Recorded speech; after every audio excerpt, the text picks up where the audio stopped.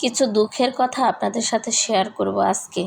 যে কোনো সন্তানেরই দুঃখের সময়, বিপদের সময় সবচেয়ে বেশি পাশে থাকতে হয় মা বাবা, এবং মা বাবাকেই কাছে মনে হয়, এবং মা বাবারাই সবচেয়ে বেশি সাপোর্টিং, মা বাবারাই সবচেয়ে বেশি আদর যত্ন, সেবা যত্ন, ভালোবাসা দিয়ে একটা সন্তানের সুস্থতার সবচেয়ে বেশি দায়িত্ব পালন করে।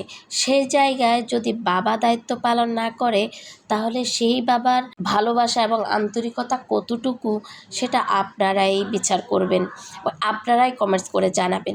এখন নতুন বৃষ্টি হইতেছে, ফুটবল খেলতে গিয়ে গত শুক্রবার অসাবধানতাবশতই কিন্তু হাতটা ভেঙে যায়।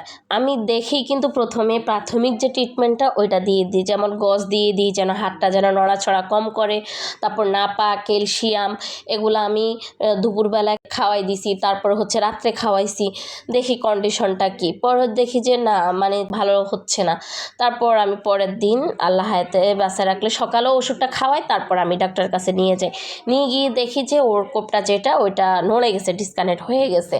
হয়ে যাওয়ার পরে তারপরে শুভ এক্সরে করে তারপর ডাক্তারের কাছে নিয়ে যাই। ও সুন্দর করে বসাই দিছে, আলহামদুলিল্লাহ ভালো, অ্যান্টিবায়োটিক ওষুধ দিছে। আর প্রাথমিক ট্রিটমেন্ট থাকার কারণে ও কিন্তু সহজেই নিজেকে একটু বেটার ফিল মনে করতেছিল।